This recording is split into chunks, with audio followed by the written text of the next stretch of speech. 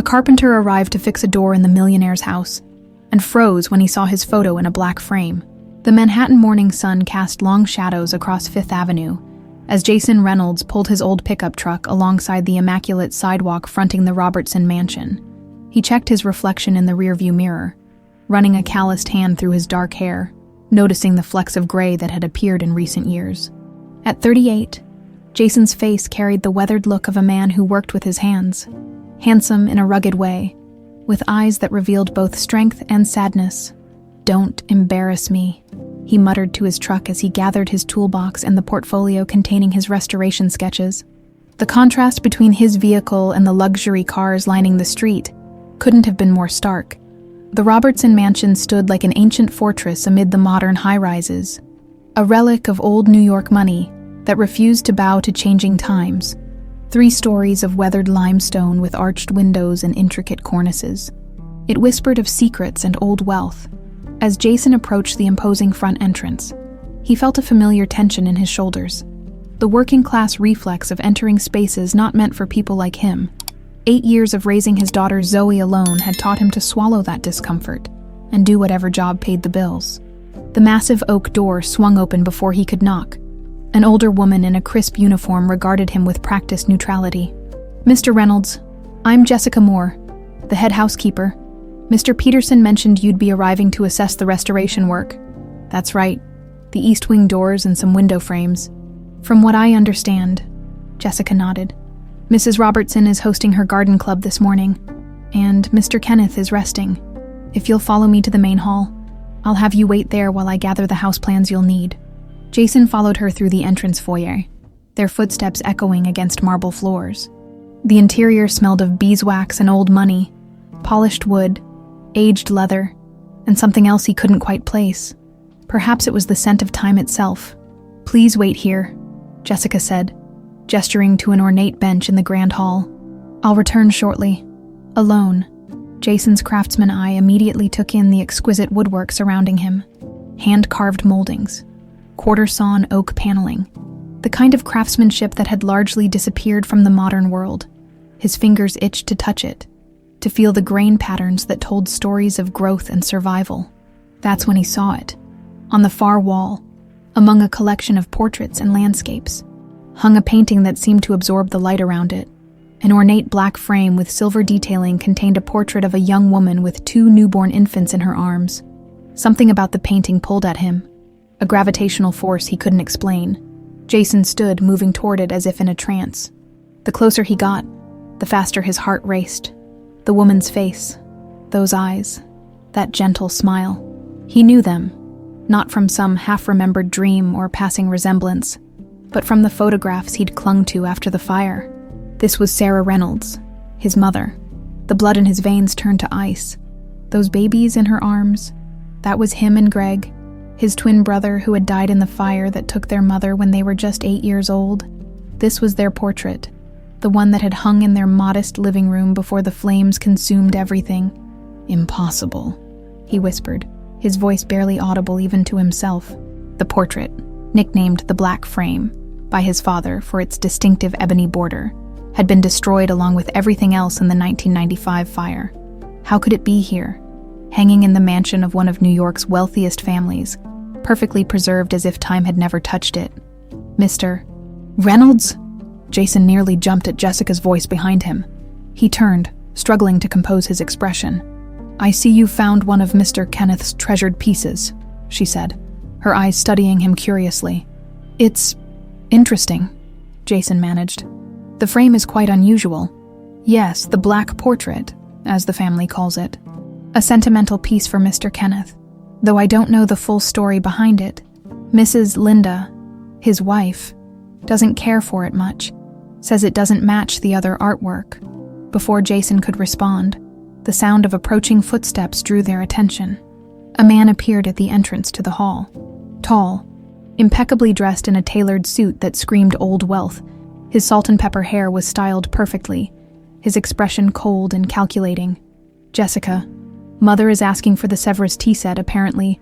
The regular china isn't good enough for her garden club parasites." His eyes landed on Jason, narrowing slightly. "And this is..." "Mr. Reynolds, sir," the restoration specialist for the East Wing. The man, who Jason guessed was Robert Robertson, looked him over with the practiced assessment of someone who valued things, not people.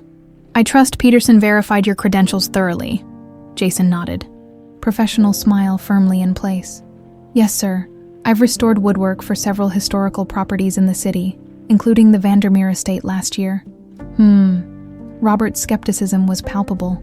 "Well, we'll need this done properly. Many of these pieces date back to the founding of the family fortune. Irreplaceable." "I understand completely." Robert seemed about to say something else when a figure appeared in the shadowed doorway behind him. A man of similar age to Jason, but with a starkly different presence. The right side of his face bore the unmistakable marks of old burn scars, partially hidden by hair combed forward. He wore a simple black suit, the uniform of a chauffeur. "Ah, gee," Robert said without looking at the man. "Tell Mother her driver is ready when she is. God forbid she walk the 3 blocks to her luncheon." The man, G, never spoke. He simply nodded once, his eyes briefly meeting Jason's across the room. Something in that gaze sent a jolt through Jason's body, a flash of recognition that made no sense. As G turned to leave, Jessica cleared her throat. "Sir, I've brought the floor plans. Shall I show Mr. Reynolds to the East Wing now?" "Yes, fine," Robert waved dismissively. "Just make sure he understands the value of what he's dealing with. And keep him away from the West Wing entirely. Father is not to be disturbed." After Robert left, Jessica gave Jason an apologetic look. "Sorry about that, shall we?" As they walked, Jason fought to maintain his professional composure, but his mind was spinning. The portrait, his mother's portrait. "Here, in this house. Jessica," he asked carefully, "how long has that portrait, the black portrait, been in the family?" She considered the question. "I'm not entirely sure. I've only been here 5 years, but I believe it was Martha, the previous housekeeper, who brought it into the household. She was with the family for decades before me. Is she still around?" "No," Jessica said softly. "She passed 2 years ago." Jason nodded, filing away this information. Whatever connection existed between his family and the Robertsons, the answers had just become harder to find, but he would find them.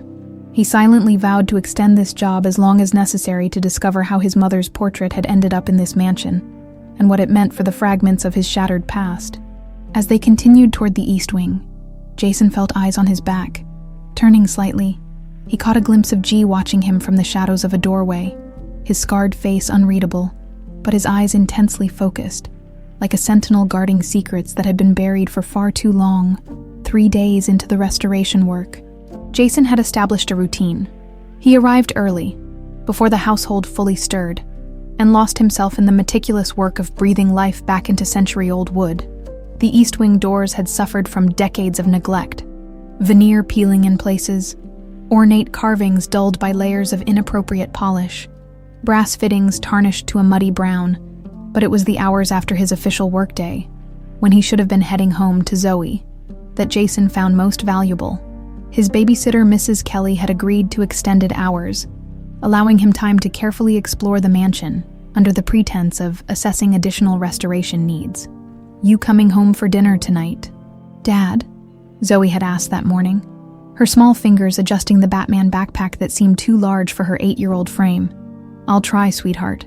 This job is complicated." Now, as afternoon shadows lengthened across the marble floors, Jason carefully traced his fingers along the wood grain of a hallway panel near the library. The Robertson mansion was a labyrinth of history, each corridor telling its own story, but none of those stories explained why his mother's portrait hung in the grand hall. Closing his eyes, Jason was pulled into memories he'd spent years trying to suppress. The acrid smell of smoke, the suffocating heat, the sound of his father's desperate screams for Sarah and Greg as 8-year-old Jason stood frozen in the front yard, clutching his stuffed dinosaur while his world burned. The wiring was faulty, the fire inspector had said, but Jason's father never believed it. There was nothing wrong with that wiring, Jack Reynolds would mutter during his increasingly frequent drinking binges. Nothing wrong at all. 2 years later, when the state removed Jason from his father's custody, Jack had gripped his son's shoulders with trembling hands. Remember the black frame, Jason. Remember it was special to your mother. It's not just a painting, it's proof. But proof of what? His father never said. And within 5 years, Jack Reynolds drank himself to death, leaving 15-year-old Jason alone with questions that had no answers. You seem quite interested in the woodwork beyond your assigned area.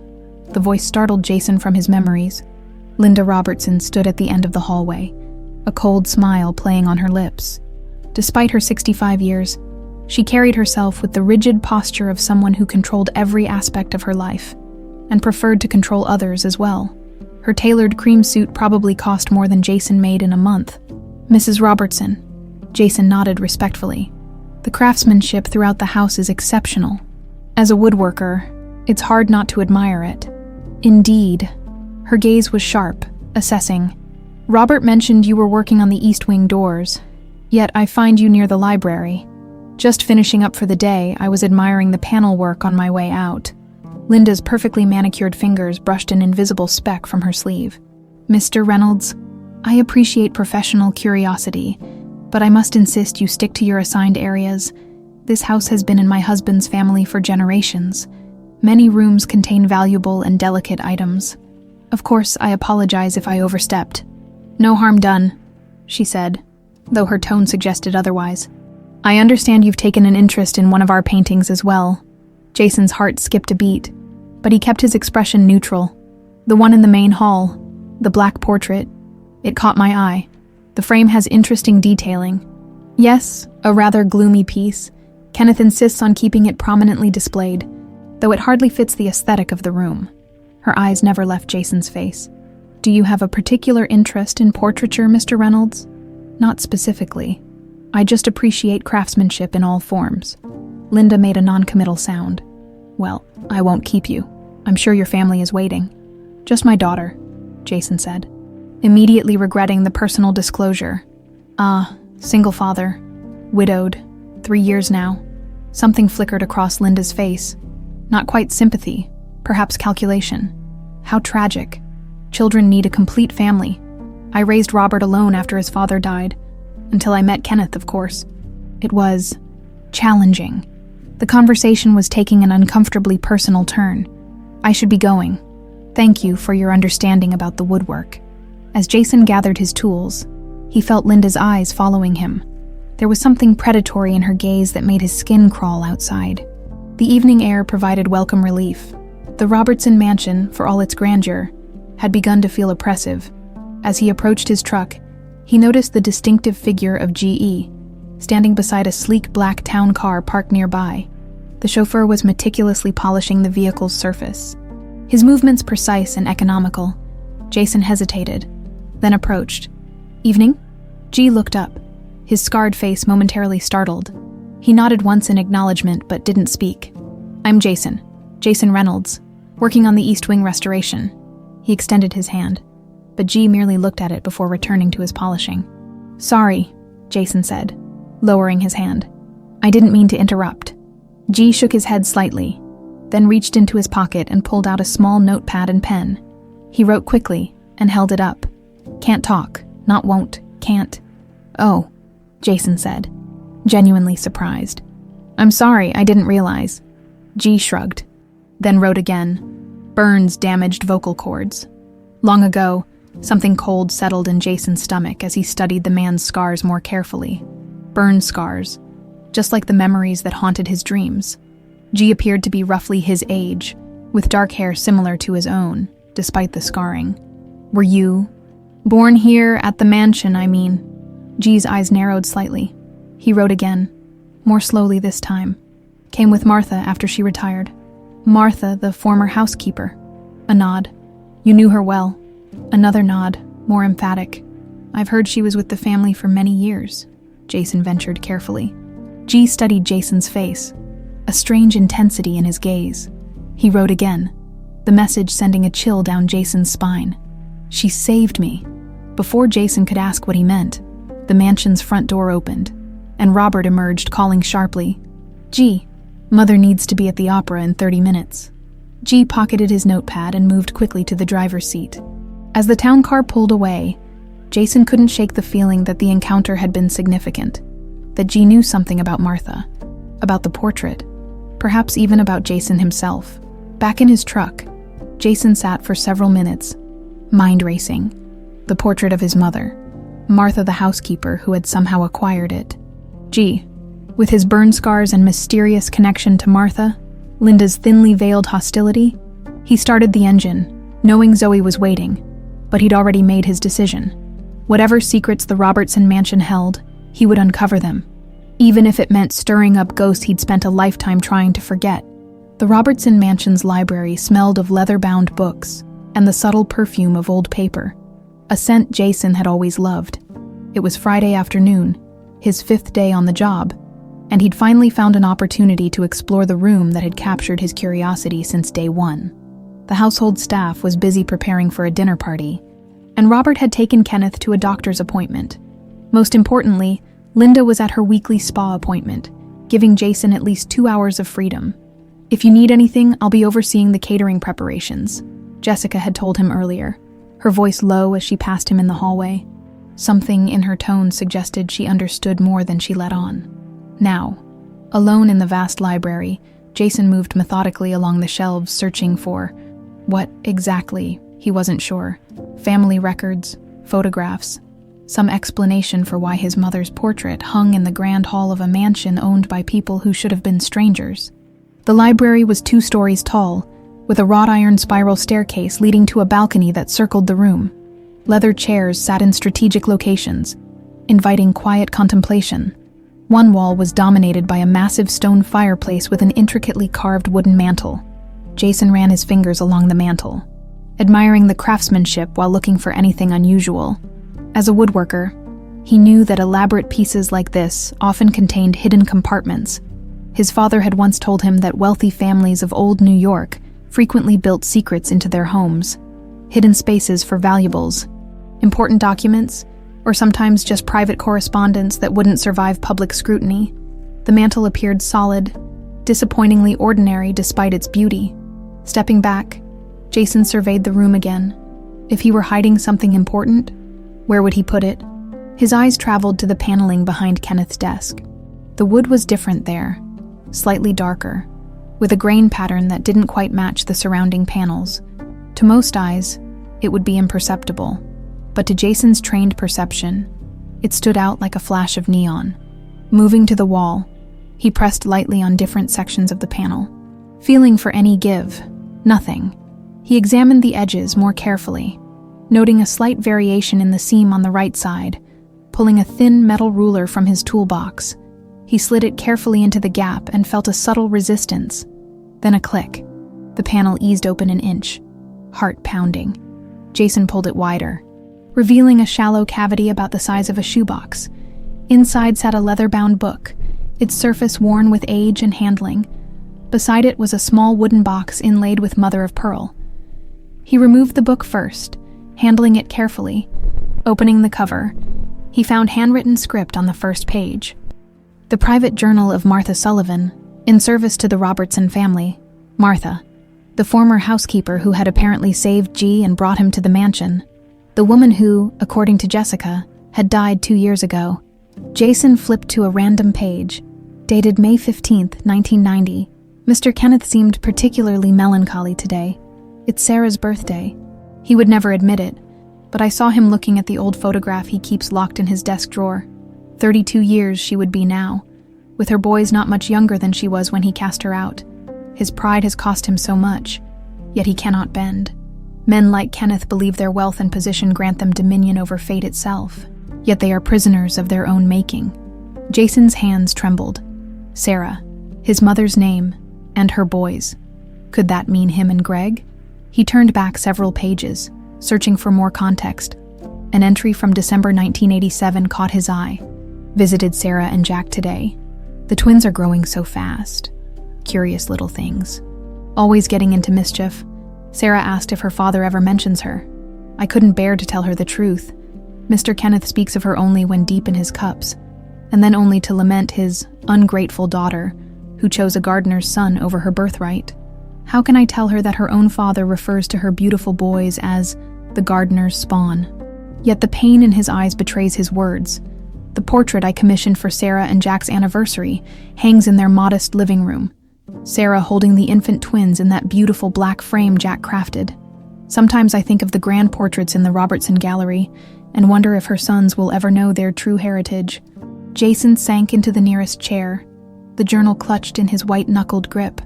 The room seemed to spin around him as the implications crashed through his consciousness.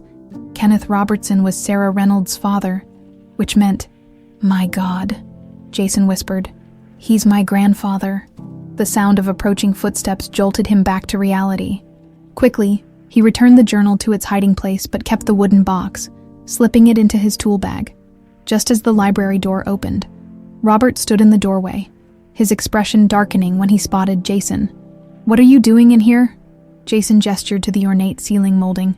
"Just measuring for a similar restoration in the East Wing. The pattern is almost identical." Robert's eyes narrowed. "I thought I made it clear you were to stick to your assigned areas. My apologies. Jessica mentioned it was all right to check the molding details since they matched the East Wing." "Did she?" Robert's tone was ice. "Well, I'm telling you it's not. The library is private." "Understood, I was just leaving." As Jason gathered his tools, Robert's phone rang. He stepped into the hallway to answer it, his voice dropping to an urgent murmur. Taking advantage of the moment, Jason slipped the panel fully closed and moved toward the door as he passed Robert. He caught fragments of the conversation. "Don't care how you do it. Just make it look like..." Robert noticed Jason and immediately switched to a more professional tone. "Yes, as I was saying, the quarterly report should be on my desk by Monday. Thank you." Jason nodded politely and continued down the hallway, his mind reeling from what he'd discovered.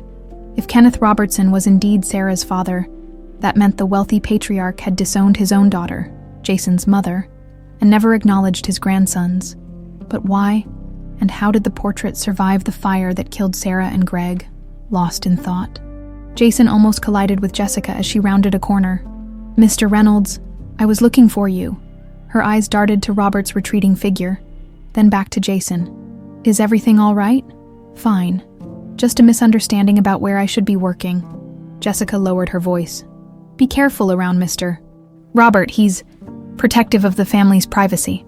"I noticed." Jason hesitated, then asked, "Jessica, did you know Martha Sullivan well?" Something flickered across her face. Caution, perhaps, or recognition. "She was my aunt, actually. She got me this position after she retired." "Your aunt?" This was an unexpected connection. "Did she ever mention a portrait? The black portrait?" Jessica's eyes widened slightly. "Not to me directly, but I overheard her once talking to G. Something about it being proof of birthright. I never understood what she meant." Before Jason could respond, a commotion erupted from the front of the house. Raised voices, then the sound of breaking glass. They hurried toward the noise, finding a scene of chaos in the entrance hall. Robert stood there, his face flushed with anger, pointing accusingly at Jason's open toolbox, which had apparently been moved from the east wing to the main hallway. A valuable-looking silver statuette lay beside it on the floor. "I caught him red-handed," Robert was telling a security guard. "This priceless Tiffany piece was in his tools. He's been stealing from us." Jason stared in disbelief. "That's impossible. I've never seen that statue before." "Search his bag," Robert commanded. The security guard looked uncomfortable, but reached for Jason's tool bag. "This is absurd," Jason protested, though his heart raced at the thought of Martha's box hidden inside. Before the guard could open the bag, G appeared silently in the doorway, tablet in hand. He approached Robert and showed him something on the screen. Robert's face paled as he watched whatever G was displaying. "Where did you get this?" G tapped the tablet again, apparently showing more. "Fine," Robert snapped, turning to the guard. False alarm. The statue must have fallen accidentally. The guard looked confused but stepped back. Robert gave Jason a venomous look before storming off, G following at a distance. "What just happened?" Jason asked Jessica when they were alone. She seemed as surprised as he was. "I have no idea, but G just saved you from serious trouble." She hesitated, then added, "He's never done anything like that before, for anyone." As Jessica returned to her duties, Jason retrieved his toolbox. Mind buzzing with questions, he needed to examine the box from Martha's hiding place, but not here, not now. The stakes had just been raised significantly. Robert had tried to frame him, and G, for reasons unknown, had intervened. That evening, as Jason drove home, the wooden box sat heavily in his bag. A tangible link to the past he was slowly uncovering. Behind him, unnoticed in the gathering dusk, a black town car pulled out from the curb and followed at a discreet distance. The kitchen table in Jason's modest Queens apartment was barely visible beneath the scattered contents of Martha's wooden box. After putting Zoe to bed with promises of pancakes in the morning, he had carefully emptied the container, arranging its contents chronologically as best he could. Old photographs, newspaper clippings, birthday cards signed, "Love, Martha, to my dear Sarah." And most revealing of all, several letters written in an elegant hand. Signed, "Your father, Kenneth." Jason held one such letter, dated June 1982. To the light, "Sarah, your mother's pearls are enclosed. I couldn't bear to see Linda wearing them, knowing they were meant for you on your wedding day. This is all I can offer. Do not contact me again. You've made your choice, and I've made mine. The gardener's boy may have your heart, but he will never provide the life you deserve. I've instructed the family lawyers to honor your request to remove your name from all Robertson documents. As far as society is concerned, you are no longer my daughter. Perhaps someday you'll understand that bloodlines and reputation are the only true currencies in this world." Your father, Kenneth Jason, set the letter down, a strange mixture of anger and grief washing over him. His mother, disowned for falling in love with his father, a gardener's son, apparently, stripped of her identity, her inheritance, her family name, all because Kenneth Robertson couldn't bear the scandal of his daughter marrying beneath her station. The next document was a birth announcement, carefully preserved in tissue paper. Sarah and Jack Reynolds joyfully announced the birth of their twin sons, Jason Michael and Gregory Thomas Reynolds, born April 10, 1987. A photograph accompanied it, the same image from the black portrait, but in this version, it was just a simple snapshot. His mother's tired but radiant smile, two newborns with matching hospital caps, his father's handwriting on the back, "Our family, complete at last." The portrait that now hung in the Robertson mansion must have been commissioned afterward, the formal version of this intimate moment. The timeline was coming together. Sarah Reynolds, born Sarah Robertson, had been Kenneth's daughter. She fell in love with Jack Reynolds, son of the family gardener. Against her father's wishes, Kenneth disowned her when she chose love over wealth and position. Martha, the housekeeper, had maintained secret contact, becoming the only bridge between Sarah and her past. But why would Martha take the portrait the night before the fire? And how did it survive when his mother and brother didn't? Jason flipped through more documents until he found letters dated around the time of the fire in 1995. Most were from Martha to Sarah, but one caught his eye. A hastily scribbled note on Robertson estate stationery. S. L knows about our visits. Not safe. Heard her on phone with Cousin F planning something. Stay alert. We'll come tonight to discuss. ML had to be Linda. But who was F? And what were they planning that had Martha so concerned? The sound of light tapping made Jason jump. Someone was at his apartment door. A soft, almost hesitant knock that wouldn't wake Zoe. He quickly gathered the documents, returning them to the box and sliding it under the couch before approaching the door cautiously through the peephole. He saw Jessica. He saw the Robertson housekeeper, looking nervously over her shoulder at the empty hallway. He opened the door. "Jessica, how did you find where you live?" G told me.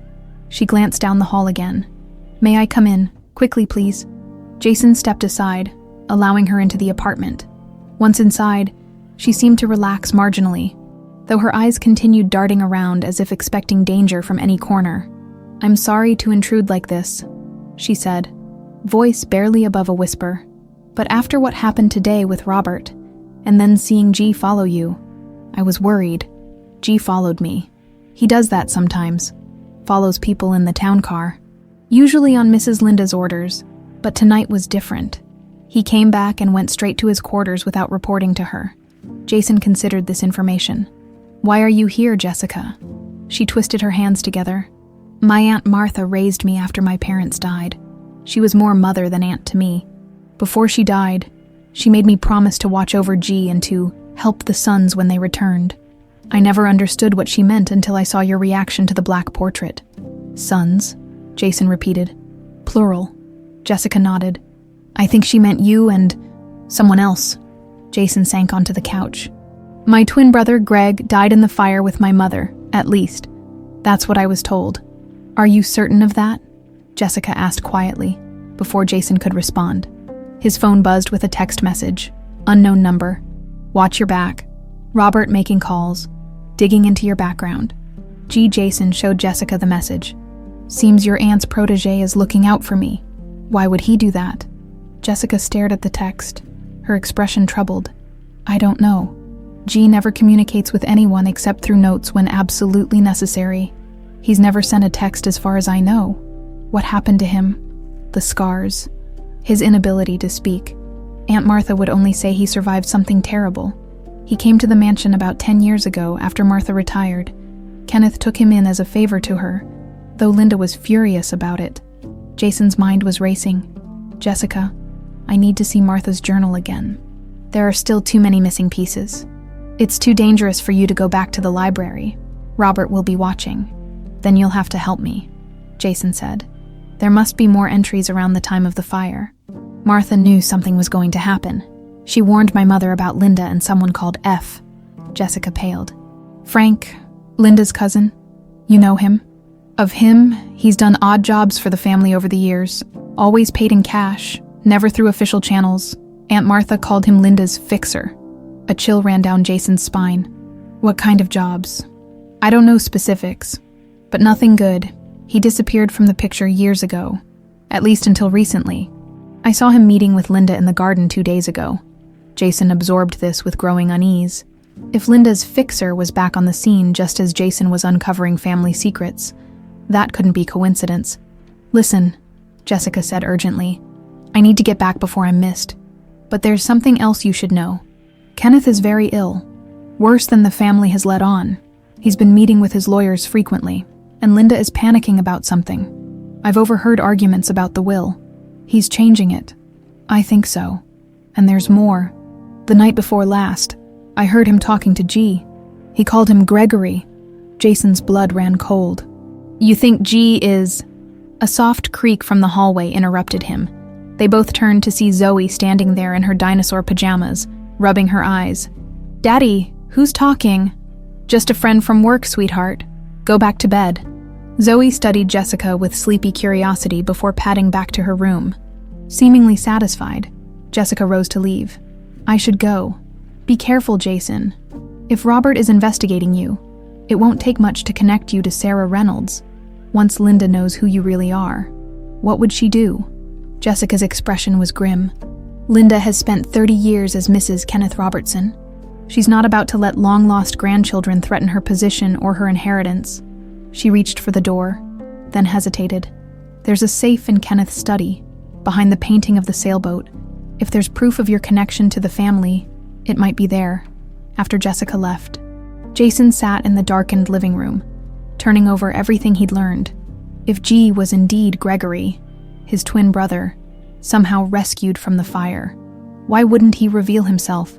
And if Kenneth was changing his will, possibly to include newly discovered grandchildren, how far would Linda go to protect her claim to the Robertson fortune? As if in answer, his phone buzzed again. Old man asking questions about you, said your name in his sleep. Linda heard, be ready. G outside, across the street. A black sedan's engine started.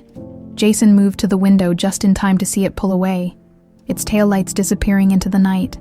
Can I come with you today? Dad, please. Zoe bounced on her toes beside the kitchen counter, her backpack already strapped on despite it being Saturday. Mrs. Kelly is nice, but she smells like cough drops and her TV only gets boring channels. Jason flipped the last pancake onto a plate, buying time to consider his daughter's request. Taking Zoe to the Robertson mansion seemed risky, given the increasingly complicated situation. Yet leaving her with Mrs. Kelly, while unknown threats potentially circled, felt equally concerning. The place I'm working is pretty fancy, he hedged. Not really kid-friendly. I'll be super good, Zoe promised, her eyes wide with sincerity. I brought my sketch pad and library book. I won't touch anything expensive. Jason studied his daughter's hopeful face, with her dark eyes and determined expression. She looked so much like Sarah that it sometimes took his breath away. "All right," he relented, "but you stay where I can see you." "Okay." Zoe's triumphant grin made him smile despite his worries. An hour later, they pulled up to the Robertson mansion. Jason had texted Jessica about bringing Zoe, and she'd arranged for them to enter through the service entrance to avoid Linda, who was hosting a charity committee meeting in the main part of the house. "Whoa," Zoe whispered as they stepped inside. "It's like a castle."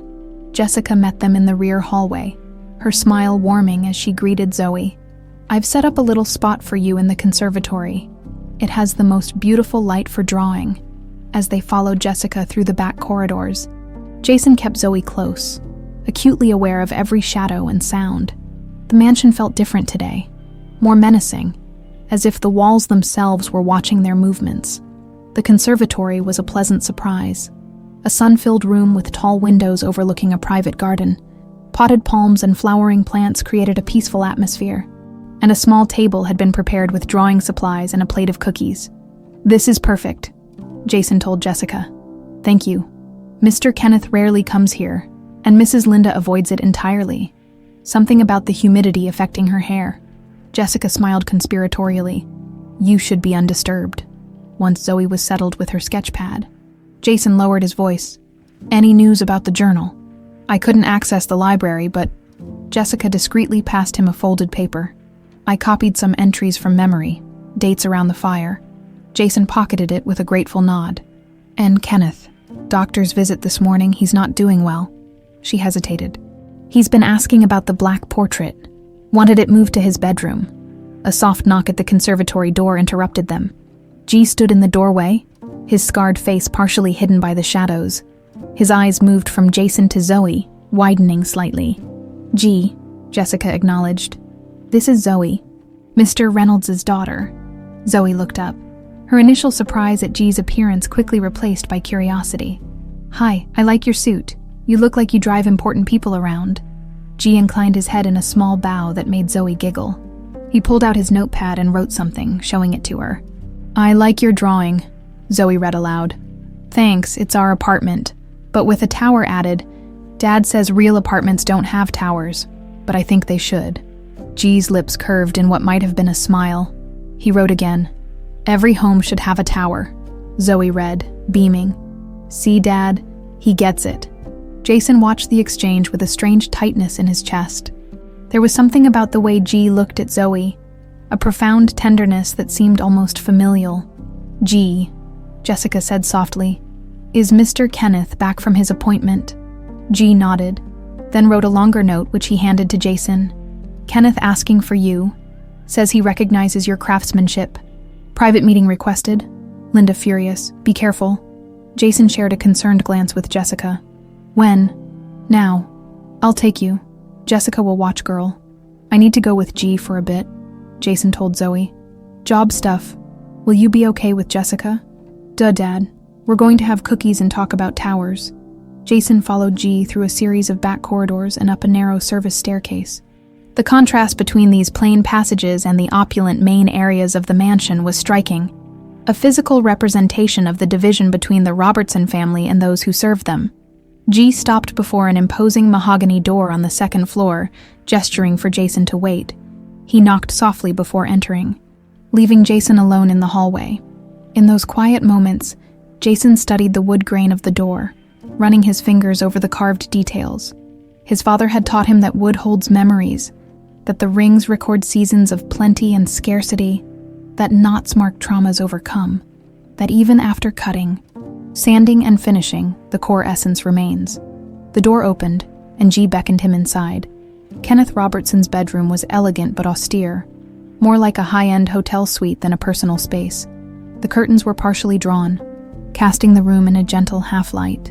And there, propped on a special easel beside the massive four-poster bed, was the black portrait. Kenneth himself sat in a wing-back chair near the window, a blanket covering his legs despite the room's warmth. At 85, he retained an impressive bearing, his silver hair carefully combed, his posture rigid even in obvious illness. Yet the hands that rested on the blanket's edge trembled slightly. betraying the weakness his pride sought to hide. "Mr. Reynolds." Kenneth's voice was stronger than his appearance suggested. "Thank you for coming, G. You may leave us." G hesitated, looking between Kenneth and Jason before reluctantly withdrawing. "You've done remarkable work on the East Wing doors," Kenneth said once they were alone. "I recognized the craftsmanship immediately. You have a rare talent. Restoration is not merely skill, but intuition, the ability to see what once was and bring it forth again." "Thank you, sir." Kenneth's piercing blue eyes, the same shade as Jason's mother's, studied him intently. "You remind me of someone. A young man who once worked on these grounds, Jack Reynolds. Any relation?" Jason's heart hammered against his ribs. "My father." "Ah." Kenneth's expression revealed nothing. He was talented as well. Different medium, gardening rather than woodwork, but the same understanding of living things. "You knew him well." "Well enough." Kenneth gestured to a nearby chair. "Please sit. Tell me, what do you think of that portrait?" Jason sat, eyes moving to the black portrait. "It's meaningful. Indeed a family piece, though not originally a Robertson heirloom. Martha brought it into the household some years ago, said it deserved proper preservation. It's been well maintained," Jason offered carefully. Kenneth's gaze hadn't left Jason's face. "The woman in the portrait, she has remarkable eyes, don't you think?" "Yes, the same shade as yours." The statement hung in the air between them, neither question nor accusation, merely observation. "Sir," Jason began, uncertain how to proceed. Kenneth raised a trembling hand. "I'm an old man, Mr. Reynolds, old and unwell. Time has a way of clarifying perspective. Pride and propriety once seemed worth any sacrifice now." He glanced toward the portrait. "Now I find myself questioning the wisdom of choices made long ago." Jason followed his gaze to the image of Sarah, his mother, Kenneth's daughter, holding her infant sons. "Sometimes the most important things are the easiest to lose," he said quietly. Kenneth's eyes sharpened. "You sound like her." He shifted in his chair, wincing slightly. "I have recently been reviewing my affairs, making certain adjustments to ensure all obligations are properly addressed." "I understand. Do you?" Kenneth leaned forward. "I'm not certain you do. There are forces in this house that resist change, Mr. Reynolds. Forces that have invested decades in maintaining a particular order." "Mrs. Robertson," Jason said, no longer bothering with pretense. "My wife has been a competent steward of the Robertson name," Kenneth said carefully.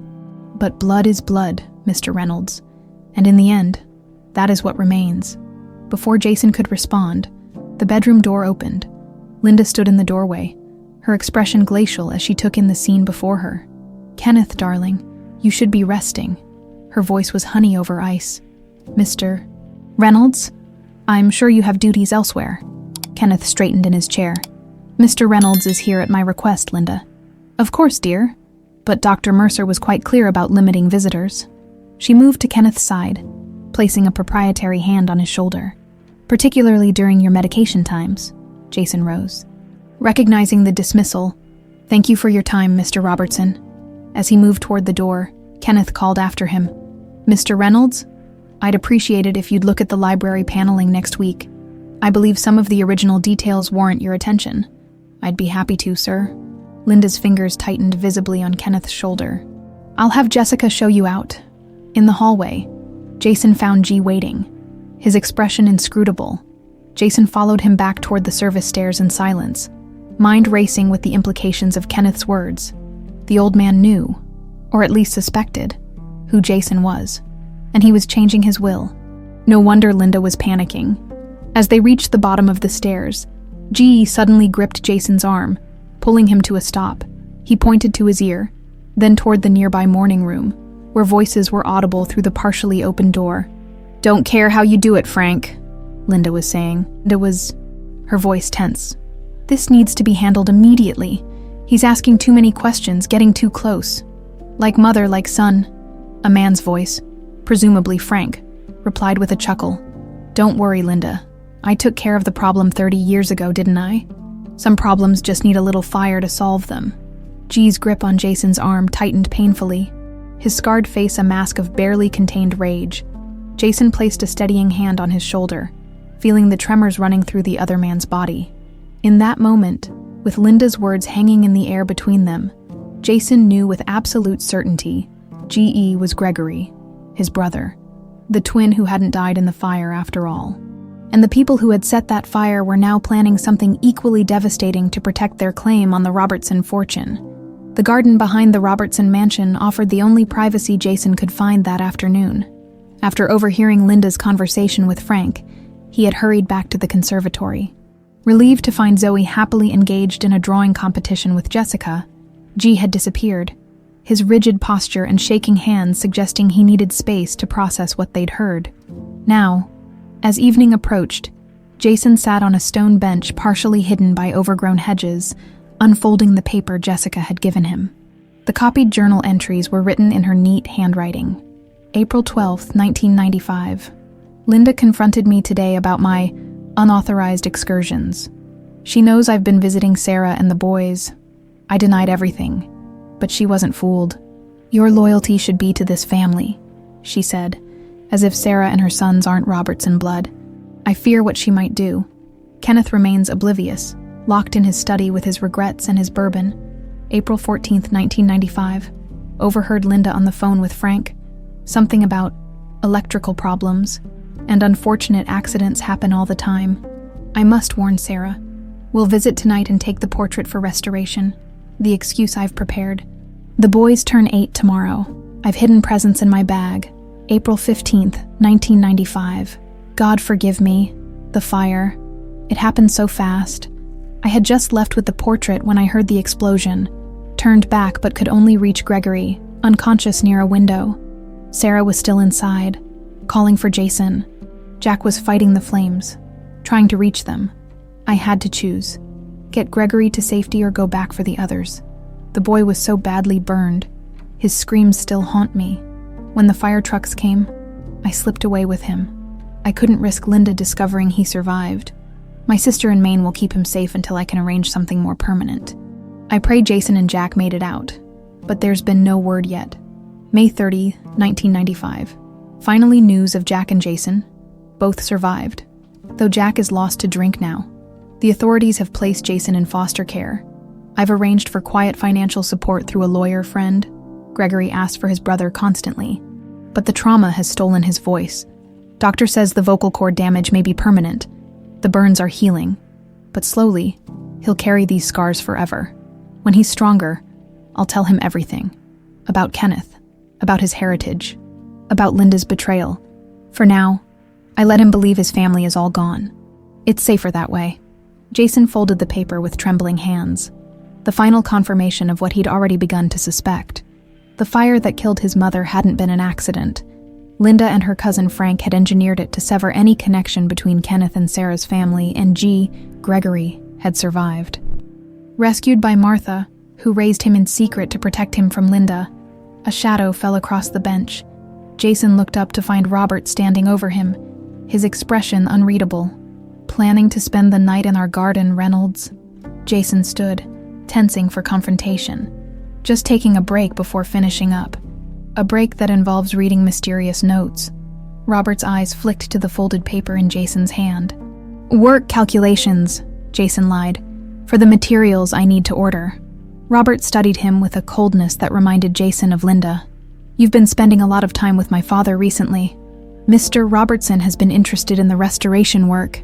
Has he? Robert's tone sharpened. Funny. He's never shown much interest in household maintenance before. Then again, he's become rather sentimental lately. Age does that, I suppose. Jason remained silent, unwilling to be drawn into whatever game Robert was playing. My mother thinks you're after something, Robert continued, circling Jason slowly. Money, perhaps. A sob story for the old man. Hoping for a handout. I'm just doing the job I was hired to do. Are you? Robert stopped directly in front of him. Because it seems to me you've been doing quite a bit more than restoring woodwork, exploring private areas of the house, meeting secretly with staff, examining family heirlooms with unusual interest. Jason held his ground. If you're unhappy with my work, I can leave the project unfinished. That won't be necessary. Robert's smile didn't reach his eyes. In fact, I think it's important you complete your work here. Every last detail. The threat in his words was unmistakable. "My daughter is waiting for me," Jason said, stepping around Robert. Yes, your daughter, Zoe, isn't it? Charming child. It would be terrible if anything happened to disrupt her stable little life. Children need security, don't they? A reliable home, a dependable parent." Jason stopped, turning slowly. "Are you threatening my daughter?" Robert's expression remained pleasant. "Simply making an observation about the vulnerability of single-parent households. Social services can be so interventionist these days." Before Jason could respond, the sound of approaching footsteps broke the tension. Jessica appeared around the hedge. "Mr. Reynolds, your daughter is asking for you. And Mr. Robert, your mother is looking for you. Something about the charity auction tomorrow." Robert's mask slipped back into place. "Of course, we'll continue our chat another time, Reynolds." As Robert walked away, Jessica placed a warning hand on Jason's arm. "Not here," she whispered. "The garden has cameras." They collected Zoe and made their way to the East Wing, where Jason's restoration work provided a legitimate reason for their presence. Once there, Jessica closed the door firmly behind them. "What happened with Kenneth?" she asked urgently. "He knows who I am," Jason replied, keeping his voice low while Zoe explored the partially restored room. "Or at least he suspects. He's changing his will. And Linda knows it. That explains the emergency calls to the family lawyer this morning." Jessica glanced nervously at the door. "And Robert? Just threatened Zoe and me, although in the most polite terms possible." Jessica's face paled. "You need to be careful. Robert may seem less dangerous than Linda, but he's just as ruthless. He's been groomed his entire life to protect the Robertson fortune." "I found out about the fire," Jason said, pulling out the journal pages. "Linda and Frank engineered it to kill my mother and sever any claim we might have on the Robertson name. And G is Gregory, my brother. Martha saved him from the fire." Jessica nodded slowly. "I suspected as much, but G never confirmed it. He keeps his past locked away as tightly as he keeps his voice. Why wouldn't he tell me? All these years, I thought he was dead. Fear, perhaps, or protection. Martha always said the less people knew, the safer everyone would be." Jessica glanced at her watch. "I need to get back before I'm missed. What will you do now?" "I need to speak with G, with Gregory, and I need to find proof of what Linda and Frank did. Martha's journal entries wouldn't stand up in court. There may be something in Kenneth's safe," Jessica suggested, "the one behind the sailboat painting in his study. I'll need a distraction to access it, and the combination. Leave that to me, tomorrow night. Linda's charity auction will empty the house of most staff. I'll create a reason for you to return." She hesitated. "Jason, if you find proof, what then? Justice for my mother, and protection for what's left of my family." He looked over at Zoe, who was carefully examining the ornate doorframe he'd been restoring, "including my daughter," after Jessica left. Jason knelt beside Zoe, helping her trace the intricate carvings with her small fingers. "Dad," she said thoughtfully, "why does that man G look at you so funny? Like he knows you from somewhere?" Jason's heart skipped a beat. "What do you mean, sweetheart? When he thinks you're not looking, he watches you like..." She frowned, searching for the right words. "Like in that movie where the soldier comes home and sees his family again, out of the mouths of babes. Maybe he reminds me of someone too." Zoe nodded sagely. "His eyes look like yours. Same color." "You noticed that, huh?" "I notice lots of things." She looked up at him with her mother's earnest expression. "Is he your friend?" Jason thought about the brother he'd believed dead for 30 years. The twin who'd survived fire and trauma, who'd been watching over him from the shadows. "I hope so, Zoe. I really hope so." Later that night, after tucking Zoe into bed, Jason found a small package outside his apartment door. Inside was a silver USB drive and a handwritten note in G's distinctive, slightly shaky script. Security camera footage from 1995. Martha kept everything. Watch alone. Some ghosts should stay buried until right time. Not safe for Zoe to know yet. Tomorrow night, 8 p.m., main gate. Linda and Robert at auction. Kenneth in study. Your chance for truth. G. Greg. For the first time, his brother had signed his real name. The security footage was grainy and time-stamped. April 14th, 1995. The night before the fire, Jason watched it for the third time on his laptop, the blue light illuminating his face in the darkened living room. The video showed the rear entrance of the Robertson mansion. Martha emerged carrying a large package wrapped in cloth, undoubtedly the black portrait. She looked nervously over her shoulder before hurrying to her car. As she pulled away, another figure appeared at the edge of the frame, Linda, watching Martha's departure with a phone pressed to her ear. The next clip jumped to April 15th, early morning. A different camera angle showed Martha's car returning to the mansion. But this time, she wasn't alone. In her arms was a small, limp form, a child, wrapped in what looked like a singed blanket. The boy's face was turned away, but Jason knew with bone-deep certainty he was looking at his brother Gregory, rescued from the flames that had claimed their mother. Martha hurried inside through a service entrance, never appearing on the mansion cameras again that day. The footage ended there, leaving Jason with more questions than answers. Why had Martha taken the portrait the night before the fire? Had she sensed danger coming? And if she suspected Linda was planning something terrible, why hadn't she warned Sarah and Jack more explicitly? The answer came to him with sudden clarity. She had warned them. The journal entry mentioned her plan to visit that night. But she had only intended to remove the portrait for restoration, as a cover story. While she spoke to them about her suspicions, she couldn't have known the fire would happen so soon after her visit. The sound of Mrs. Kelly arriving to watch Zoe pulled Jason from his thoughts. He had told her he needed to handle an emergency work situation, not entirely a lie. Tonight, he would finally get answers. The Robertson mansion was eerily quiet as Jason approached the rear garden gate at precisely 8 p.m.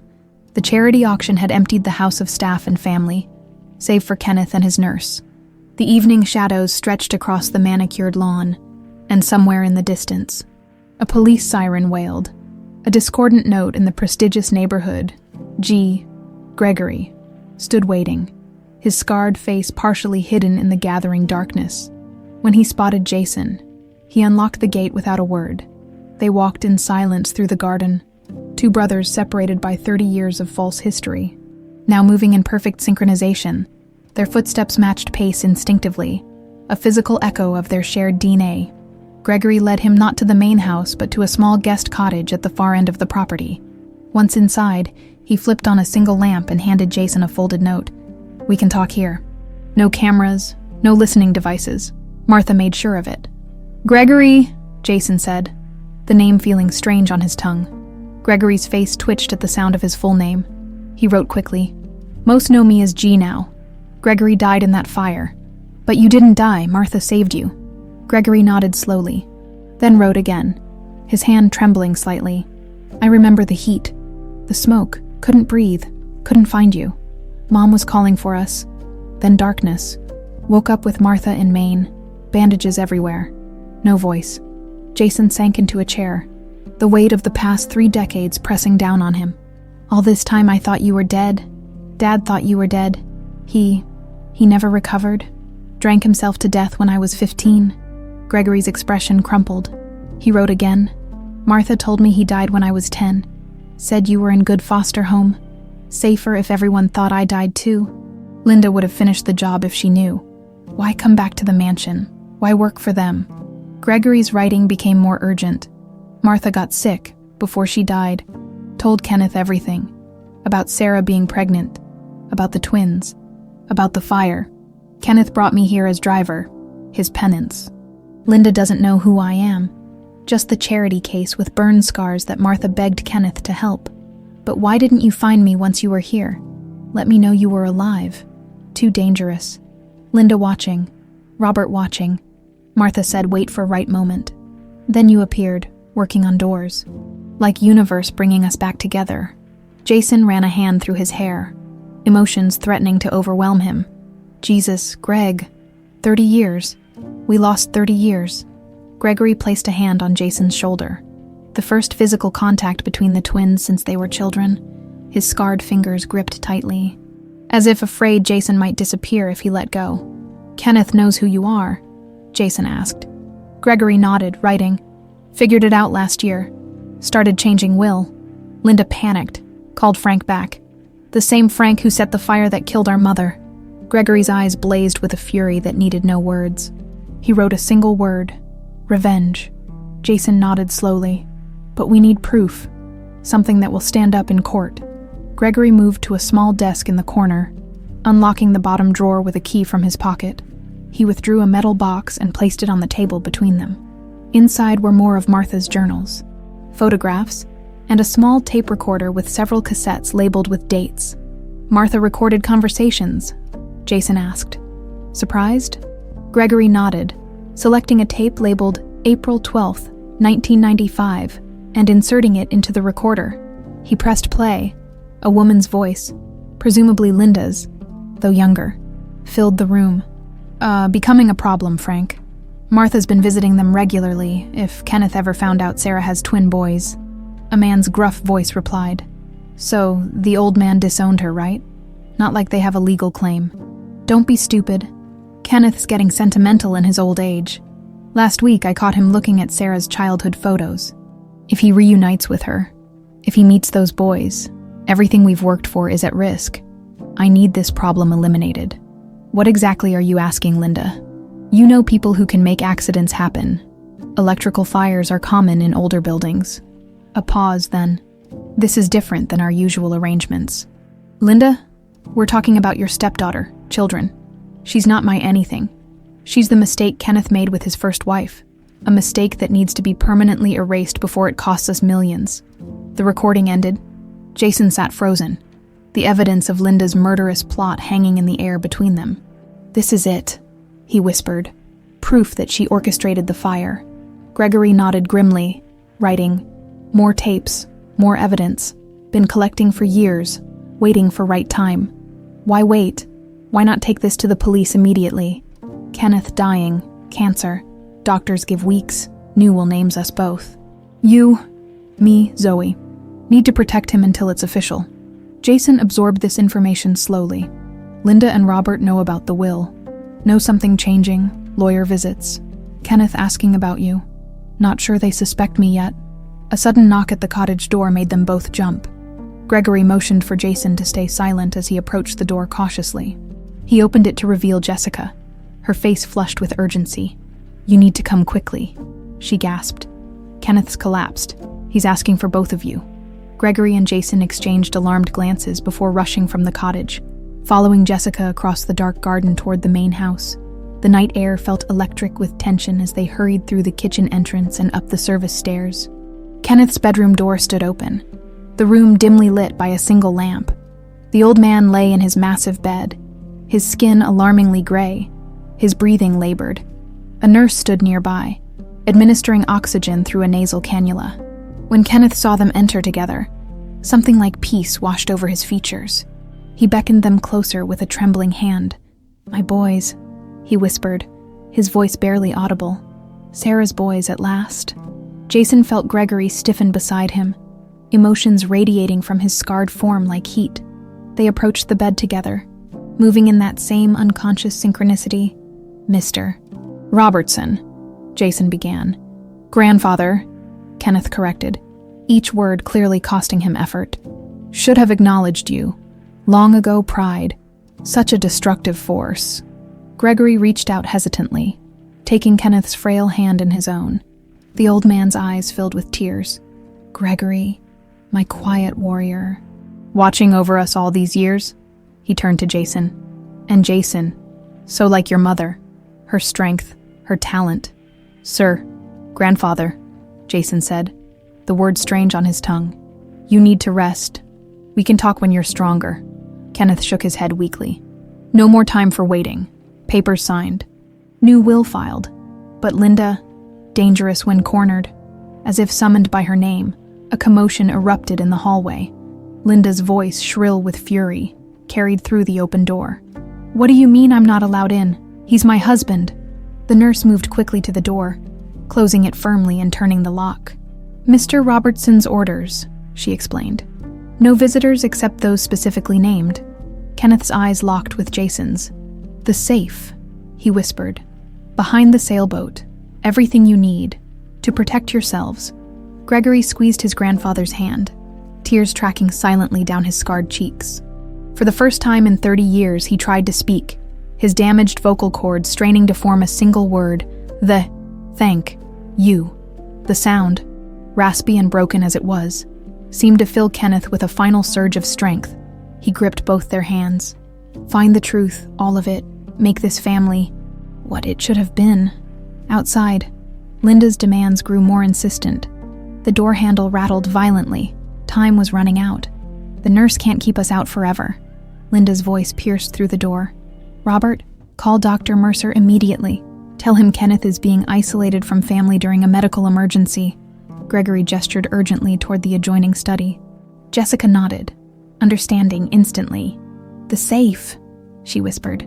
I'll try to buy you time. As Jessica approached the door, Gregory and Jason slipped into Kenneth's private study, quietly closing the connecting door behind them. The room was a testament to old money.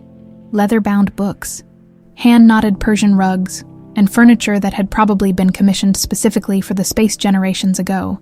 Jason quickly located the painting of the sailboat, a moody seascape that seemed at odds with the rest of the decor. As he carefully removed it from the wall, Gregory handed him a slip of paper with a sequence of numbers. Ed 4-1087, their birthday. The safe opened with a soft click, revealing several document folders, a velvet jewelry box, and a thick manila envelope labeled Contingencies in Kenneth's elegant handwriting. This must be it, Jason murmured, reaching for the envelope. The sound of the bedroom door finally opening halted their movements. Linda's voice carried clearly through the thin wall. Kenneth, darling, what's this nonsense about restricted visitors? I came as soon as I heard you were unwell. Kenneth's reply was too weak to hear, but Linda's response was sharp. Who's been in here? That nurse has no authority to... Mrs. Robertson, the nurse interjected firmly. Mr. Robertson explicitly requested limited visitation. His condition is fragile and excitement could worsen. I know my husband's condition better than anyone, Linda snapped. Where is Jessica? And where is that driver? They were seen entering this room. Jason and Gregory exchanged alarmed glances. Gregory scribbled hastily. Window now. They grabbed the envelope and quietly unlatched the study window, which thankfully opened onto a narrow balcony. As they slipped outside, Robert's voice joined the confrontation in the bedroom. Mother, perhaps we should respect Father's wishes for now. The doctor is on his way. Don't be naive. Robert, something is happening, and I intend to find out what. The balcony offered no obvious escape route. Gregory pointed to a nearby oak tree, its sturdy branches extending close to the balcony railing. Jason tucked the envelope securely inside his jacket and followed his brother's lead, climbing over the railing and leaping for the nearest branch. Years of construction work had kept Jason strong, but Gregory moved with surprising agility, suggesting his chauffeur duties hadn't been his only physical activity.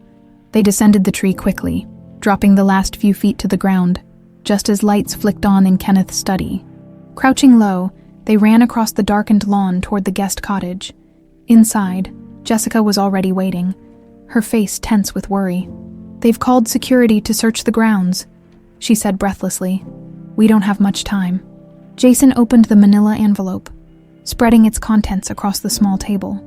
Inside were legal documents, old photographs, letters, and a sealed envelope addressed to my grandsons in Kenneth's handwriting. Gregory broke the seal, his hands trembling slightly. They read together. Jason and Gregory, if you're reading this, circumstances have forced my hand before I could make proper amends in person. I've lived 3 decades with the knowledge that my pride cost me my daughter and nearly cost me my grandsons. When Martha revealed the truth about the fire and Gregory's survival, I believed I could correct my mistakes gradually, carefully. I was wrong. The documents enclosed provide everything you need. Proof of your parentage, evidence of Linda's crimes, and the provisions I've made for your future security. My lawyers have been instructed to execute the new will immediately upon my death. Linda and Robert will fight it.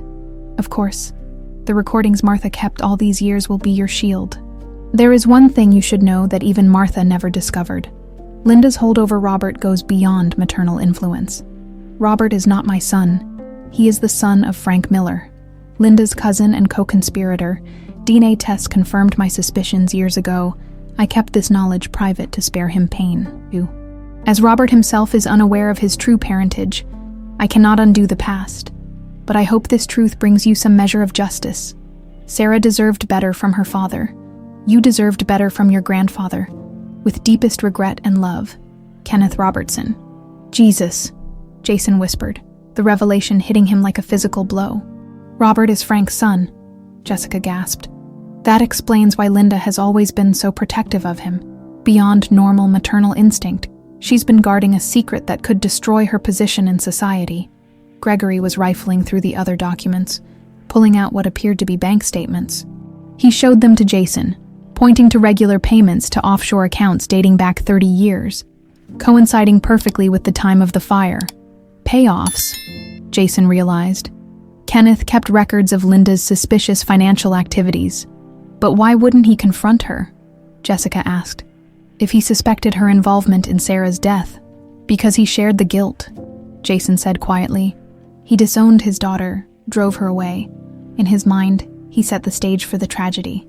The sound of approaching voices broke their concentration. Flashlight beams cut through the darkness outside, sweeping across the cottage windows. Security, Jessica whispered. We need to leave now. Gregory quickly gathered the documents. Stuffing them back into the envelope, he scribbled a hasty note. Back exit, through woods, car waiting. They slipped out through the rear door of the cottage just as security reached the front entrance. Gregory led them through a dense patch of trees at the property's edge, eventually emerging onto a quiet side street where his town car sat waiting. Smart thinking, Jason said as they climbed in. But where can we go? They'll report the car missing. Gregory held up his keys, pointing to a keychain with personal engraved on it. This is your own car, not the family's, Jessica realized. They won't know to look for it. Gregory nodded. Starting the engine and pulling smoothly away from the curb, they drove in tense silence, Jessica occasionally checking behind them for any signs of pursuit. We need somewhere safe to examine these documents properly, Jason said. Somewhere Linda wouldn't think to look. Jessica hesitated. I might know a place. My cousin owns a small bed and breakfast in Connecticut. It's off-season, so it's mostly empty. We could have privacy there. Gregory nodded his approval, adjusting their route accordingly. As they drove, Jason's phone buzzed with a text from Mrs. Kelly. Everything okay? Zoe's asleep but asking for you earlier. A wave of guilt washed over him. In the intensity of the night's revelations, he'd almost forgotten his daughter. I need to get Zoe, he said. I can't leave her behind, not with Linda and Frank knowing who I am. Gregory's expression darkened at the mention of Frank. He nodded grimly and changed direction toward Jason's apartment. They arrived to find Mrs. Kelly dozing on the couch, a romance novel fallen open on her chest. Jason quickly packed a bag for Zoe while Jessica explained a sanitized version of the situation to the confused babysitter. Family emergency, she said smoothly. Jason's uncle is very ill, and they need to travel immediately, as Jason gently carried his sleeping daughter to the car. A black SUV with tinted windows turned slowly onto their street. Gregory tapped the horn twice, a warning, and Jason quickened his pace, sliding into the back seat with Zoe still asleep in his arms. They pulled away, just as the SUV accelerated toward them. Gregory navigated through side streets with practiced precision, eventually losing their pursuer in a maze of one-way roads. How did they find us so quickly? Jessica wondered. Jason's blood ran cold as realization dawned. My phone, they must have tracked it. He powered off the device immediately, but the damage was done. Their safety margin had disappeared. As they crossed the bridge, leaving Manhattan behind, Zoe stirred in Jason's arms. Daddy, she murmured sleepily. Where are we going? On a little adventure, sweetheart, he said, trying to keep his voice steady. With some family you haven't met yet. Her drowsy eyes drifted to Gregory in the driver's seat, focusing on his reflection in the rearview mirror. Is that why the quiet man with the special face is coming with us? Because he's family too? Jason exchanged a glance with Gregory, whose eyes glistened with unexpected emotion in the mirror. Yes, Zoe, Jason said softly. He's family, the closest family we have. Gregory's scarred hands tightened on the steering wheel as they drove into the darkness, leaving behind the glittering Manhattan skyline and heading toward an uncertain future, but facing it, at last, together. 3 days at Jessica's cousin's bed and breakfast had given them time to organize Kenneth's evidence and formulate a plan. the quaint Connecticut establishment, with its flowered wallpaper and creaking floors, had become an impromptu war room. Documents covered the dining table, while Martha's cassette recordings played on an old tape player borrowed from the owner. For Zoe, it had been an unexpected adventure, complete with a new uncle who taught her to communicate through notes and gestures. She had taken to Gregory immediately, seemingly unbothered by his scars or silence. Her innocence was the one bright spot in an otherwise tense situation. "Kenneth's condition is stable but critical," Jessica reported, hanging up the landline phone. "The nurse says Linda hasn't left his side since that night, watching to make sure he doesn't speak to anyone else," Jason said grimly, sorting through financial records. "Any word from the lawyers? They've confirmed the new will was properly filed, but they can't execute it until..." Jessica trailed off, glancing at Zoe, who was teaching Gregory how to make origami frogs at a small side table. "Until he's gone," Jason finished quietly. The phone rang again. Jessica answered, her expression changing from caution to shock. "It's Robert," she whispered, covering the receiver. "He wants to speak with you." Jason exchanged a surprised look with Gregory before taking the phone. "This is Jason Reynolds." Robert's voice was clipped, tense. "We need to talk, in person." "I don't think that's a good idea. It's about my mother and Frank. I found something you need to see." A pause. I'm not who you think I am." Jason's eyes drifted to Kenneth's letter, still open on the table. "I think I know exactly who you are." "Robert." Silence stretched across the line before Robert spoke again, his voice notably less composed. "Then you understand why we need to meet. Neutral ground, public place, your choice." After arranging a meeting at a busy Manhattan restaurant for that evening, Jason hung up, turning to find Gregory watching him intently. "Robert wants to meet," he explained. "Says he found something about Linda and Frank." Gregory scribbled quickly. "Trap. Maybe," but he sounded different, almost desperate. Jessica frowned. "Kenneth's letter mentioned Robert doesn't know about his real father if he's discovered the truth. It could change everything," Jason finished. "Or it could be Linda using him as bait." Gregory wrote again. "I'll go with you. Watch from distance. And I'll stay with Zoe," Jessica added. "But be careful. Linda's desperate, and desperate people are dangerous." The restaurant Jason had chosen was upscale enough to ensure civility, but public enough to discourage any extreme measures. He arrived early, selecting a table with a clear view of both entrances. Gregory positioned himself at the bar, his scarred profile partially hidden by strategic lighting. Robert arrived precisely on time, alone and visibly agitated. His normally immaculate appearance showed subtle signs of strain, slightly rumpled shirt cuffs, hair not perfectly in place. He slid into the seat across from Jason without greeting. "You have Kenneth's evidence," he stated flatly. "I need to see it." "Why would I show you anything?" Robert's composed facade cracked slightly. "Because I found these." He placed a small envelope on the table.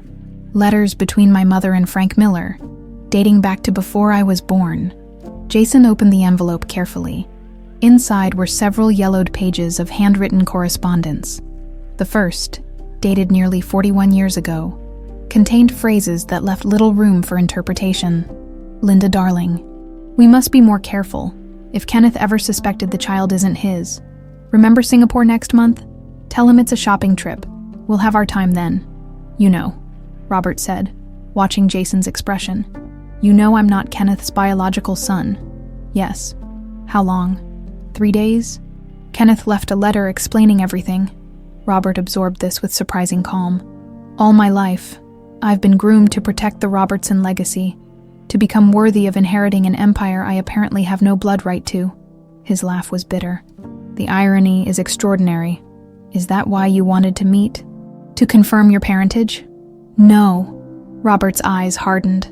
"I want to know what my mother and Frank did to Sarah Reynolds and her family. The complete truth." Jason studied him carefully. "Why now? Why do you suddenly care about a woman who died 30 years ago?" "Because I overheard them planning another accident, this time for you and your daughter." Robert leaned forward. "And because I found this," he placed a second envelope on the table. "Medical records. Kenneth's cancer isn't terminal. It's responding to treatment, but someone has been adding something to his medication. something that makes him seem worse than he is. Jason opened the second envelope with growing dread. Laboratory reports showed traces of various sedatives and heart rate depressants in Kenneth's blood samples, substances not prescribed by his doctors. "My mother," Robert continued, "has been slowly poisoning her husband while pretending to care for him devotedly, and I believe she did the same to her first husband, my supposed father, 20 years ago." The revelation hung between them like a physical presence. "Why come to me?" Jason asked. "Why not go to the police?" "Because I need to understand everything first. I need to know exactly what kind of monsters created me." Robert's voice cracked slightly. "And because I found something else in my mother's private safe. Something about the fire that killed Sarah Reynolds." Gregory had moved closer, seemingly engrossed in his drink, but listening intently. "What did you find?" Jason pressed. "Receipts for electrical components and accelerants, and a floor plan of your childhood home with specific areas marked." Robert met Jason's eyes directly. "She's kept them all these years like trophies." Gregory's glass slipped from his hand, shattering on the floor. The noise drew momentary attention, and when Jason looked back at Robert, the man's expression had changed. "That's him, isn't it? Your brother? The one who supposedly died in the fire?" Before Jason could respond, Robert continued. "The driver, G. I always wondered why Kenneth insisted on keeping him despite my mother's objections. Why he looked at him with such guilt." Gregory approached their table slowly, his scarred face impassive, but his eyes burning with decades of suppressed emotion. "He survived," Jason confirmed. "Martha saved him." Robert nodded slowly. "Martha, of course." He turned to Gregory. "You've been watching us all these years. Waiting, planning." Gregory simply stared back, neither confirming nor denying. "What happens now?" Robert asked, returning his attention to Jason. "You have Kenneth's evidence, I have mine. Together, it's enough to destroy my mother and Frank. But what about me? Am I collateral damage in your quest for justice?" It was the question Jason had been asking himself since reading Kenneth's letter. Robert was Linda's son, Frank's son, born of the two people responsible for his mother's death. Yet he was also a victim of their deception, shaped by lies not of his making. "That depends," Jason said carefully. "What do you want from this? The truth, all of it, and then?" Robert hesitated. "Then I want to make it right, whatever that means." Gregory placed a hand on Jason's shoulder. A silent question. Jason nodded, making his decision. "Kenneth's birthday celebration is tomorrow night. The entire New York social elite will be there." "Yes," Robert confirmed. "Mother insisted it proceed despite his condition. The Robertson legacy must maintain appearances," she said. "Then that's where we'll end this," Jason declared. "In front of witnesses, with all the evidence laid bare." Gregory scribbled on a napkin. "Dangerous. Linda desperate." "I know," Jason acknowledged, "but it's time to bring everything into the light. For Mom, for us." He looked at Robert. "Are you with us?" Robert's gaze moved between the brothers, finally settling on Gregory's scarred face. Permanent evidence of Linda's capacity for cruelty. "Yes," he said quietly. "It's time this ended." As they finalized their plan, none of them noticed the elegant woman at a distant table. Her face hidden behind a menu, her manicured finger tapping a phone to end a call. Linda Robertson smiled thinly, leaving cash for her untouched drink, and slipped out the restaurant's side entrance. The stage was set for Kenneth's birthday celebration, though it would commemorate something very different than another year of the patriarch's life. It would mark the end of 30 years of deception, and the beginning of a reckoning long overdue. 6 months had passed since Kenneth Robertson's 85th birthday celebration, a night that had shattered the foundations of one of New York's oldest families and reshaped the lives of all involved. Jason stood in what had once been the grand ballroom of the Robertson mansion, now transformed into a spacious workshop. Restoration projects in various stages of completion filled custom-built work tables, while apprentices, mostly young people from disadvantaged backgrounds, moved purposefully between stations. Sunlight streamed through newly restored windows, highlighting the grain of woods being lovingly brought back to life. "Dad, Uncle Greg wants to know if you've finished the chair for Mrs. Patterson." Zoe bounded in, her school backpack bouncing against her side. At 8.5, she had adapted to their new life with remarkable resilience, treating the mansion as her personal playground. "Tell him another hour," Jason replied, smiling at his daughter's energy. "How was school?" "We're learning about family trees," Zoe said, her expression turning thoughtful. "I told them mine is really complicated." Jason laughed softly. That's one way to put it. The events of that fateful birthday celebration still played in his mind with cinematic clarity. The gathered New York elite, champagne flutes in hand, had watched in stunned silence as the carefully orchestrated facade of the Robertson family crumbled in real time. Linda, elegant in midnight blue, had been in the middle of a toast to Kenneth when the patriarch himself wheeled into the ballroom by his nurse, had struggled to his feet. His voice, weak but determined, had silenced the room. "For 30 years, I've lived with the knowledge that my pride cost me my daughter. Tonight, I reclaim what remains of her legacy.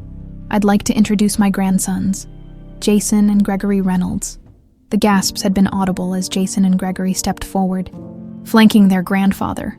Linda's face had drained of color, her champagne flute trembling visibly. "This is absurd," she'd sputtered. "Kenneth, your medication is being tampered with," Robert had interjected, stepping forward with the medical reports. "By you, Mother." What followed was a carefully orchestrated revelation of evidence. Martha's recordings played over the mansion's sound system, financial records displayed on screens, and finally, Linda's own trophies from the fire that had killed Sarah Reynolds, cornered and exposed before the very social elite she'd spent a lifetime impressing. Linda had done the unthinkable. She'd confessed, her voice shifting from denials to justification. "You have no idea what it's like," she'd said, her poise cracking for the first time. "Being married to a man who can never let go of his precious first family.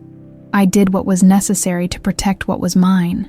The final bombshell, Robert's true parentage, had been revealed not by Jason or Gregory, but by Frank himself, arriving late to the party only to find his decades-old conspiracy unraveling in a misguided attempt to save himself. He'd confirmed everything, thinking a deal could still be made. Instead, both had left the mansion in police custody, charged with murder, attempted murder, and a host of financial crimes. 6 months later, their trials were still pending, but the evidence was overwhelming. The Robertson name had weathered its greatest scandal, emerging transformed rather than destroyed.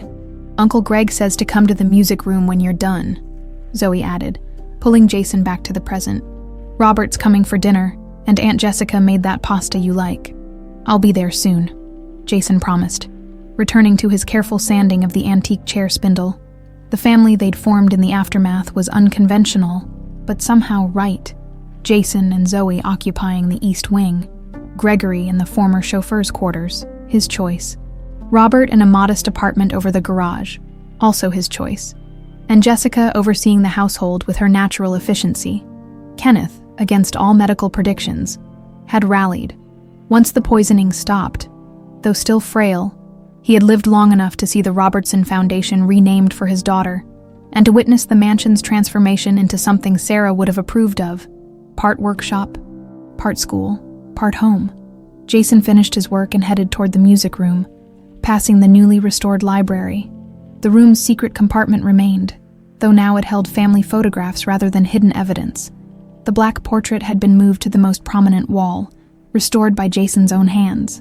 The music room, once a formal space used primarily for show, had become the heart of their unusual household.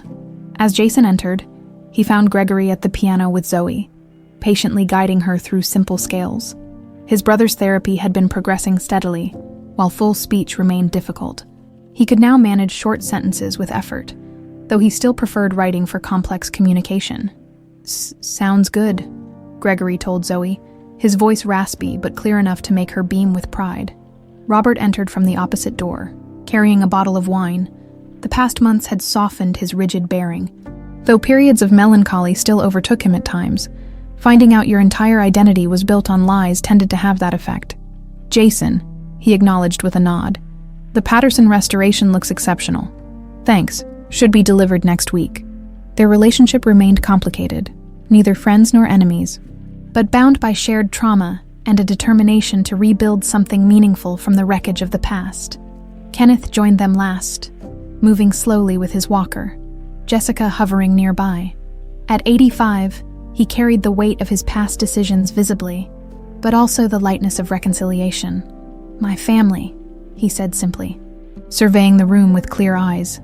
Altogether, dinner was served in the informal dining room, conversation flowing easily between updates on the foundation's work, Zoe's school projects, and Gregory's latest progress with his speech therapist. The heaviness of the past had not disappeared, but it had transformed into something they could carry together. After dinner, as the adults lingered over coffee, Zoe tugged at Gregory's sleeve. "Play the song," she whispered loudly. "The one Grandma Sarah liked." Gregory nodded, leading her back to the music room. The others followed, drawn by the gentle notes that soon filled the air.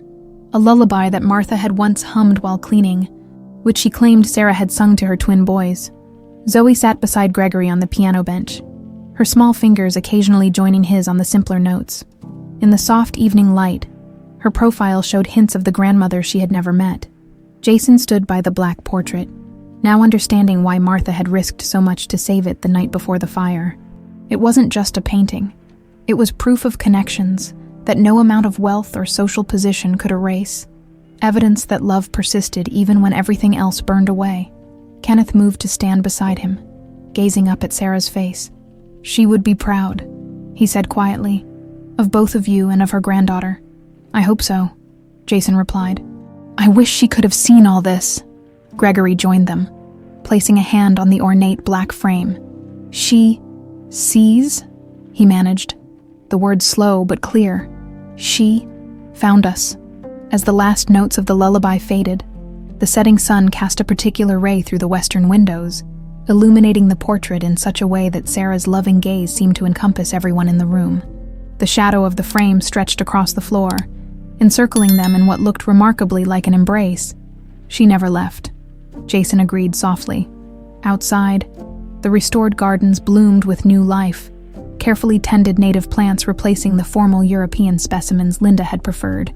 The Robertson mansion, once a monument to wealth and status, had been reborn as something far more valuable, a true home, where the broken pieces of multiple lives had been carefully restored and fitted together to create something stronger than before. Like the antique woods Jason lovingly brought back to life, the family had discovered that with proper care, what is damaged can be made beautiful again, sometimes even more beautiful for having been broken.